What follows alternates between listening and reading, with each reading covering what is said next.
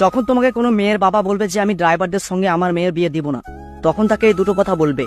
আচ্ছা কাকু, আপনি যখন কোনোদিন বাসে চলাচল করেন তখন কি আপনি বাস ড্রাইভারকে চিনেন?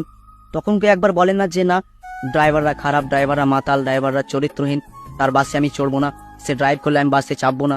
তখন তো কিছু ভাবেন না, তখন সেই প্রশ্নগুলো মাথায় আসে না। নিশ্চিন্তে আপনি এক জায়গা থেকে আরেক জায়গা চলে যান।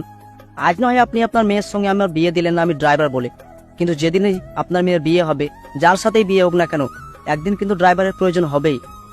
যখন আপনার মেয়ে প্রেগনেন্ট হবে আর যেদিন ডেলিভারির ডেট আসবে, হসপিটালে নিয়ে যাওয়ার জন্য কিন্তু আপনার একটা ড্রাইভারের প্রয়োজন হবে। তখন কি অ্যাম্বুলেন্সটা আপনি নিজে চালিয়ে নিয়ে যাবেন? তখন কিন্তু আপনার ক্ষমতাই হবে না যে আমি নিজে গাড়িটা চালিয়ে নিয়ে মেয়েটাকে ভর্তি করি হসপিটালে। তাহলে এত চিন্তা কিসের, এত ভাবনা কিসের? আমাদের নিয়ে এত খারাপ চোখে দেখেন কেন আপনারা?